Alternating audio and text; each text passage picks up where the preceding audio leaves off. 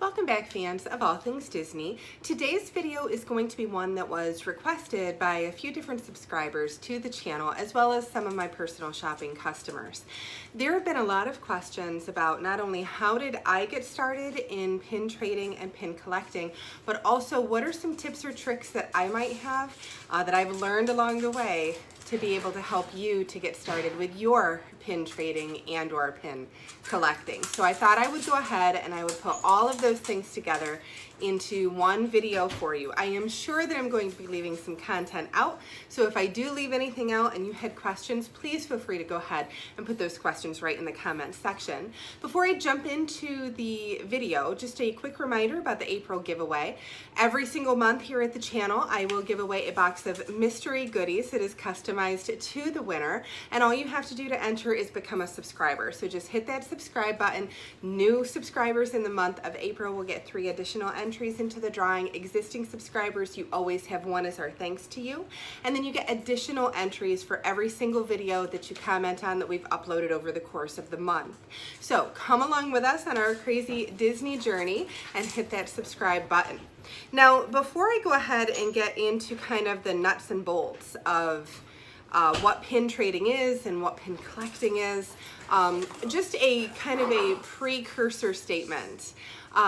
The audience for this video, when you're talking about Disney pin collecting and pin trading, you have a wide variety of people that you could be speaking to.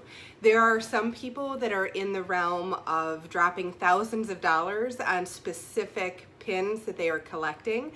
Those are going to be your experts. That is not who this video was intended for, because I could not qualify myself into that particular area either. This video is really going to be directed towards the people that have been asking me those questions. People that have either maybe traded a little bit, or you've purchased a couple of pins, but you really don't know a lot about it. So everybody is welcome to stay and watch the video, and maybe if you have some advice for people that I haven't mentioned, or you need to contradict any advice that I give, you can put that in the comments below. But this really is intended for people who have not either started or have maybe just dipped their toe into the pool of Disney pin trading and pin collecting. So keep all of that in mind, because the bulk of the information I'm going to share, it is really cursory. It is just the beginning state of pin trading. So how did I get started? Let's start with that. It was probably 12 years ago that my family and I took our very first family vacation to Disney World. It was our first family vacation, period. I had a young family at that time.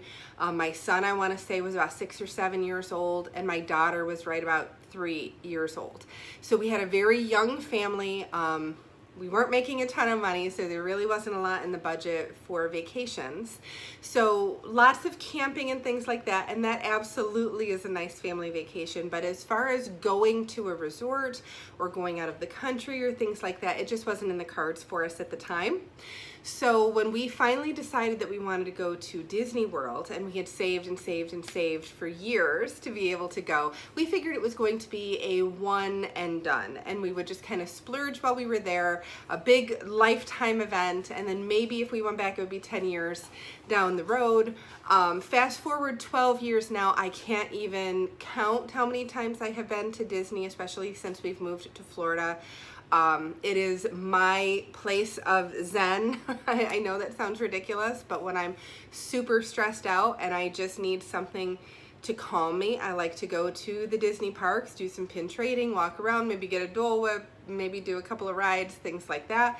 But on that very, very first trip, my son and I decided that we kind of wanted to get those lanyards that everybody was wearing and pick out a few different pins that we thought would be fun to commemorate our trip, because again, at the time it was going to be a one and done. So my son got his lanyard, and it's just filled with Star Wars pins. And then of course there's a Mickey Yankee pin, and because we were big Yankees fans when we lived in New York, So it was very specific to him. I still have his lanyard. It's kind of tucked away as a memory of that particular trip. Mine was just a hodgepodge of things that I happened to like. And on that trip, we did not trade for anything. We just bought pins that we liked and we put those on our lanyards. This whole concept of trading was not something that, it really wasn't something that we even knew that people did. We just saw the people with the lanyards and the awesome pins and said, hey, we want to do that, we want to do that. It wasn't until our next trip to Disney World, which was probably 3 years later, about 2.5 years later, when we went with some friends, that we noticed that people were doing the pin trading in the park. So we asked somebody about it and got a little information. At that point, my son was pretty much done with the whole notion of pin collecting, but I was still pretty interested and kind of fascinated by it. And I want to say maybe I traded with 2 cast members when we were there, because truthfully, I didn't have any pins to trade. The pins that I had were pins that I liked and I wanted to keep. I didn't have any pins to really trade. So I had traded away a couple of the pins that I had purchased on the previous trip, not understanding or not really even knowing what I was doing. So then fast forward to the next few trips. Drop. Those of you that are new to the channel, this is my dog Iris, and she loves to bring me some of her crazy toys so I can throw those for her while I'm doing a video. Drop. I'll throw it again. Go. She jumps very high, so she's able to get it no matter where I throw it and no matter how high. All right, last one. Drop. All right, there. That'll keep her busy for a second. So when I finally started actually trading, understanding what the whole process of trading was probably just about 4 or 5 years ago. It was something when we were getting ready to go on a trip that we had planned for a Princess Run, that I had gotten interested in learning a little bit more about and all of that. So I had gone on to eBay and I had purchased one of those big eBay lots before I really understood what scrappers were. And I didn't really get it. I didn't understand what the difference was until I got the pins, and I recognized the quality of the pins was not the same. Drop. And I completely understood where people were coming from when they said that scrappers are not an equal quality pin to one that is authentic. They don't weigh the same, they don't look the same, they certainly don't feel the same. They're just not the same. So that was my introduction to scrappers. I'm not putting scrappers down because I will periodically get a lot of scrappers off of eBay, just because I like to go through and see the pins. And like I said in other videos, I will give them away to my students at school. I will keep some scrappers with me when I am still pin trading in the park, in case I know I am trading for a scrapper. If I'm pulling something off of a pin board that I'm 100% sure is a scrapper, I'm going to do scrapper for scrapper. But I'm also exceptionally conscious of the cost that people are paying for their pins, and I want it to be a valuable experience for everybody. So I always make sure that I have pins that come from bags like these. You can get these on eBay for about $10 a bag, $10 to $15 a bag, and that makes them $3 a pin versus the $6, $7, $8 a pin if you're using carded pins. So that was how I kind of got into pin trading and pin collecting. It was quite a long journey if you go all the way back to 12 years. But as you can tell if you followed the channel, if you just pick up a pin here, pick up a pin there, you'll make a nice collection very, very quickly. The Disney store has pins. You can certainly always get them on eBay. Just make sure that you're going with a reputable seller so that you're purchasing something that's authentic and not something that has been counterfeited. You could do any of those live sales in order to get a hold of your pins if you happen to be in Disney World, and you can go to a place like Pin Traders or one of the shops in the parks or any of the gift stores. You can purchase pins. There are just so many opportunities to be able to purchase pins. So this is Iris, and she's fascinated and leaning right on me now. Oh, okay, now she's gonna sit. So lots of opportunities for you to get pins. As far as trading pins, what I want to do is I want to talk just a minute about what the process is when you are in the park. So your very first step is you have to try to find some pins, obviously, and then you're going to get to those parks and you're going to try to trade. Now, the reason I say you want to find your pins before you go to the parks, a bag like this of 5 pins, you can see that.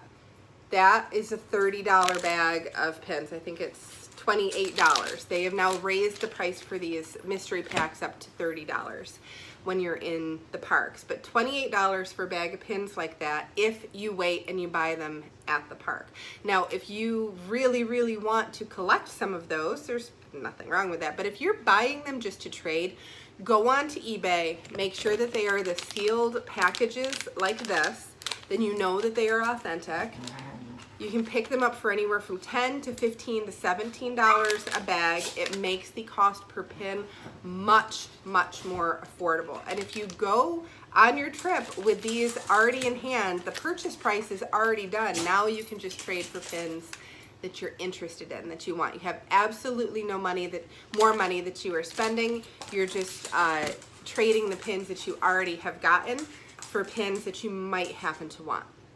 So when you get to the parks, you can either trade in the parks, or if you think about it, you can also trade at Disney World but outside of the parks, and you don't need a theme park ticket. So I know a lot of families, they might have a couple of days of theme park tickets, but then you have some downtime or resort time, and you didn't want to get a ticket for every single day of your stay because that just raises the cost to a crazy high level.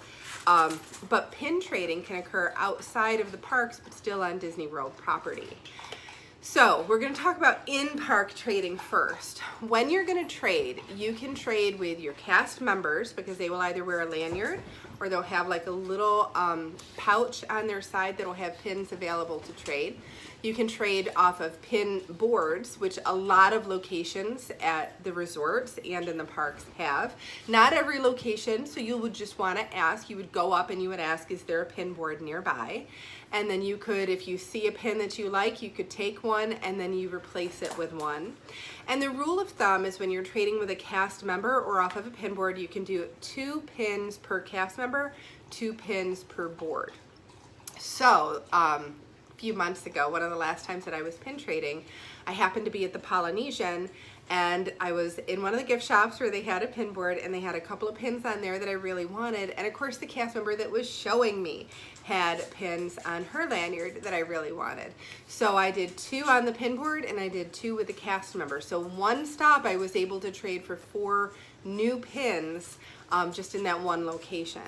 Now, in addition to cast members and pin boards, they're starting to wrestle, the dogs. I have 3 dogs actually, so oh my goodness, it gets crazy here. So in addition to cast members and the pin boards, you also can trade with guests, obviously. And if you have your pins on a lanyard, you actually might have somebody come up to you and ask if you would like to trade. It has happened to me, and I have gone up to people as well. But you need to understand, sometimes people are displaying the pins that they collect on those lanyards. They don't have them on the lanyards because they want to trade them. So you just want to be aware of that and not be disappointed if they say no, that they are not trading. Also, you want to be conscious of the fact that there might be the perfect pin on that person's lanyard that they are willing to trade, but you just don't have anything that they are interested in trading you for. So you want to be conscious of that as well. One of the nice things about trading with cast members and boards, they can't say no to you. The only time they're going to say no is if you are trying to trade them a pin that is not a Disney pin. It has to be Disney authenticated, I will say, because we know that the scrappers have kind of influxed into the parks. But it has to have that Disney copyright stamp on it, and it has to be eligible for Disney pin trading. So as long as you've got your Disney copyright, the Loungefly pins, obviously anything that Disney has produced qualifies as a Disney pin trading pin. So the process itself is pretty simple. I know it might seem okay, so the puppy just used me as a thoroughfare right across my lap and then is running over there with, this is gonna be bad. So she just ran and jumped onto the top of the couch, right off of the window and the blinds, because Iris is chasing her. It's that kind of day. It's gonna be that kind of day. Oh goodness. All right, girls. All right. So I don't even know where I was, but I think I went through all of the ins and outs of pin trading in the parks. Those same basic rules for pin trading apply if you wanted to trade outside of the Disney parks but still on Disney property. And what do I mean by that? I mean Disney Springs, I mean your resort locations, any place that Disney kind of owns that is not in a park where you need a ticket, you can still trade pins, and you will find locations that have pin boards and cast members that have lanyards, including at the Character Warehouse, at those 2 outlets that happen to be at the outlet mall locations. And I apologize for all of the jiggling of the camera with the dogs. It's always the dogs.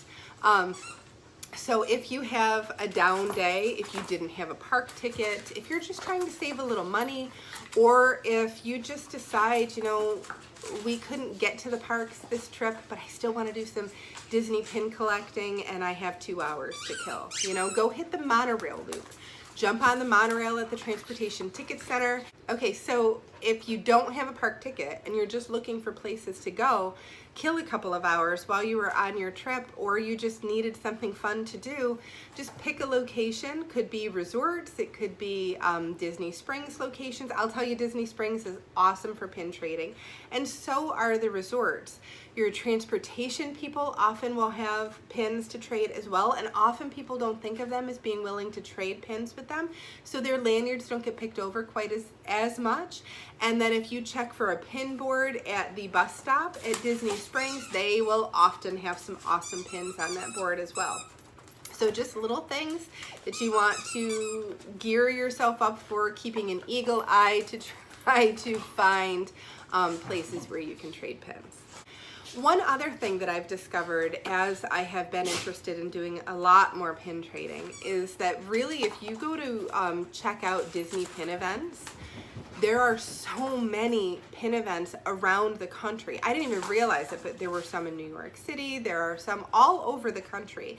So if you just go online and you kind of just type in Disney pin event near me, there may not be anything, but there might be something within a reasonable drive for you. Now, at those pin events, you're going to be talking about people that have moved into kind of where I am and beyond, right? Because I'm just starting to get into where I'm investing some money, real money, into some of these pins, like some of the Disney Studio Store Hollywood and the Pin Trader Delight pins and things like that. So I am just starting to get into that. And when you go to those events, that's what you're going to be looking at. You could go and you could check them out, but in terms of trading, you're going to want to have some of those upper level pins to be able to trade at an event like that. Also, lately, I have been doing a ton of pin trading thanks to being in some of the pin trading groups that I belong to on Facebook. I think I have 6 or 7 at this point, but the 2 that are kind of my go-to pin trading groups, there is one that is called Disney Pins Blog Community. I love that one. And then there is another one that is called Disney Pin Trading Worldwide. And both of those Facebook groups have been wonderful, absolutely wonderful. I have traded with people out of both of those groups, people that I didn't know before. They would post that they had something to trade or to purchase, because you could do either or, and I've done both with both Facebook groups. So either to trade or to purchase, you just hit that messenger button in Facebook and then send them a personal message or a private message, and then you guys can work out the trade, or you can work out the details for the pricing and things like that, and then you get your mail. It comes to you as mail. Both of those have been fantastic.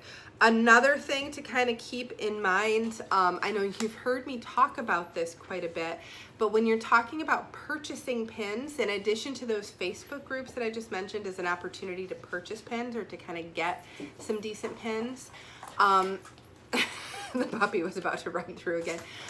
There are also these live sales. Now, I understand Instagram is just filled with places that do live sales for Disney pins.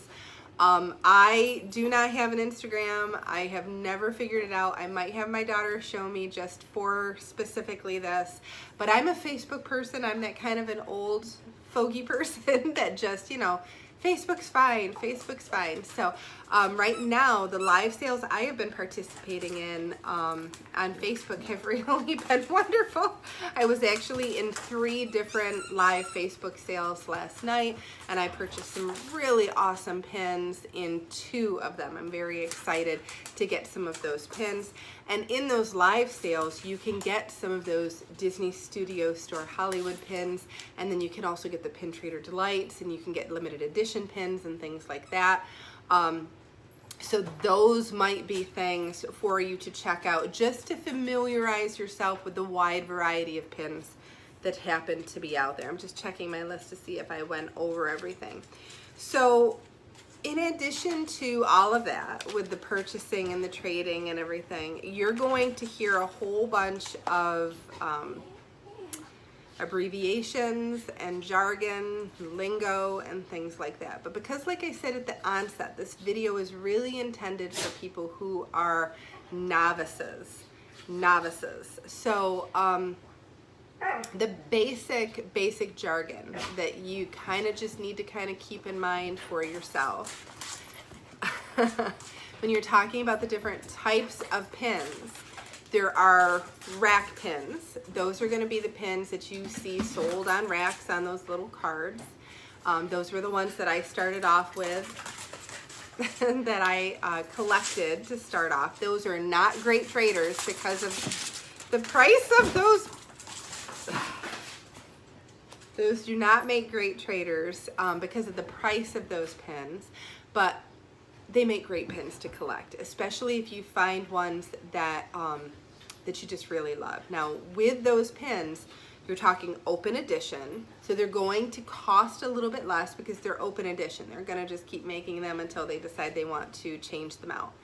They have limited release, so an LR pin, limited release. And that means that it's going to be available for a certain amount of time. They don't have a limit on the number that they are going to make of those, and they could keep putting more out, but it's going to be for a limited time only. So your holiday pins, your special event pins, things like that. And then there are your limited edition pins, your LE pins, limited edition. So when you hear people say LE, or if you see somebody say LE, that's what that means. Limited edition pins, they come in all different edition sizes. You know, some limited edition pins might be 5,000, and then there might be some limited edition pins that are 200. Obviously, the lower the edition size, the higher the price is going to be. So you just want to kind of keep that in mind. I will tell you, limited edition pins are the ones where people are going to be a little bit more interested in trading with you. So if you need a higher value pin, limited edition pins are probably going to be the ones that you're most interested in. Then in addition to those rack pins with all of the different terms, you also have those mystery bags, mystery boxes. So there's the bags like this one that has 5 pins in there. Then there are also boxes, and the boxes typically, not always, but typically will have 2 pins in there. But those are around $14, $15, $16 a box. So you're paying more per pin, but the pins tend to be maybe a little bit more ornate or a little bit higher quality or things like that. It depends. It just depends on the series. So you have all of those different types of pins. And then once you start really kind of getting yourself into some things, then you could start taking a look at your Disney Studio Store Hollywood or Disney Soda Fountain, DSF, DSSH pins, and those go for a lot of money. Those definitely go for a lot of money. You can purchase them for a reasonable amount of money if you purchase them originally, but if you are purchasing them resale from somebody, you're paying a decent amount of money for those. And then let's see, what else? Hidden Mickeys, right? HM. If you see HM, that's going to be referring to a hidden Mickey pin. So hidden Mickey pins, I've shown them in other videos before. Those are going to be those pins that were originally designed by Disney to go only on cast member lanyards so that they can be traded to guests. Cast member lanyards and pin boards. Those are very easy to copy, so they tend to be a lot of the pins that you're going to find in a lot of those eBay pin lots. So when you are trading in the parks, you really want to pay attention to see if you're getting one that's authentic or if you're getting one that would be considered a scrapper. So those are kind of the categories of pins. Now some tips and tricks. So a couple of things I have learned over the years. Number one is beware of eBay. Like I said, my very first time buying one of those big pin lots, I guess I just didn't understand. I didn't know what I was exactly doing. I had heard about scrappers. I didn't really know the quality difference and things like that. You also are going to have sellers that are going to sell you pins that come on cards that are not real. So the one little piece of advice I can give you is if the price seems like it is too good to be true, it is. It is. If you know that everybody else and their brother is selling a pin for $100, but here's this guy, he's got it for $20, you are not looking at an authentic pin. I would be very surprised. So you want to just make sure that you are watching out for who your sellers are, check what their positivity rating is and things like that. Maybe do a little research on the seller if you're going to invest any amount of money. But be mindful that there are plenty of fake pins. Another little tip that I learned is to purchase limited edition pins when they are released. Open edition, unless they're sought after, don't really tend to skyrocket in price, I've noticed. But limited edition pins, oh my goodness. And limited release pins can as well. So if you are even slightly interested in a pin and it is coming out on, say, Shop Disney, my advice to you is this: purchase it. The worst thing that happens is you get the pin, you regret the purchase, and you decide that you want to sell it. You will always be able to sell it for at least what you paid for it if it was a limited edition pin. And if you check eBay, a lot of times people are selling them for 2 times, 3 times, 4 or 5 times what they originally paid. Now, for me, I don't know, I have a real issue with the gouging that goes on eBay, but I understand supply and demand. I totally get that. When I am purchasing an extra of a limited edition anything, for example, I purchased both of the Easter eggs on Easter. They were, I think, $17.99. I really only want the Walt Disney World one, but I purchased the Disneyland one so that I can trade. $17.99 pin, limited edition. There were a ton of people that couldn't get it, so I'm hoping that somebody wants that limited edition Easter egg pin, and I will be able to trade that pin to them for something that I want that will be for me, I really like to stay around the same value. So I don't want to take a $50 pin, something that they paid $50 for originally, for my $17 pin. That just doesn't seem fair to me. But if they originally purchased something for $18, $19, $20 and they really want my Easter egg and I really want what they have, it doesn't matter what it's selling for on eBay. As long as their investment matches roughly up with my investment, I feel like that is okay. So if you think you might want it, I would just grab it. You know, the worst thing that's going to happen is you could always sell it or trade it if you needed to. But also with that, keep your backer cards. Stop, drop. A lot of people don't care if the pins, especially the limited edition, come on backer cards, but I know I do, and I know many people do. It's a sign of authenticity if it has its original backer card, and it doesn't have to. You could certainly still trade it or certainly still sell it, but it just adds. It seems like it adds a little bit more value. Stop, drop, to the pin. So my suggestion to you is to keep those backer cards.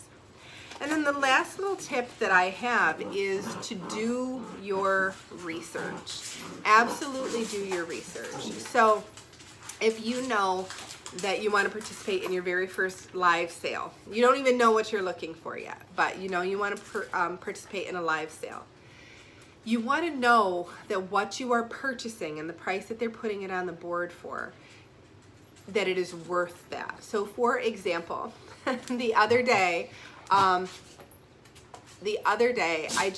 hadn't done the research and I got excited, and there was a limited edition soda fountain pen that they put on the board, and I think the price was, I don't know, it was like $30 or something like that. So I went ahead and I got it, but then I realized if I went on eBay, I could have gotten it for $25 and I had free shipping. So it wasn't a huge price difference, but enough of a price difference that I kind of learned a little bit of a lesson there. As far as the hidden Mickeys go, if you're trading in the parks or things like that, take a look online and see which ones are even out there. Which hidden Mickey pens are even available? What are the ones that you think that you're going to need to complete your collection? But do your research to know what is available, what is a reasonable price to pay if you're going to be purchasing, if you're going to be trading, what are some of the pins in that collection that you want to keep an eye out for. But definitely do your research, know what it is that you're going to be looking to do. Hopefully I was able to share a few little tips and tricks and information that would be valuable to you. I know it was a little bit rambly thanks to the puppies and the craziness, so my apologies for that.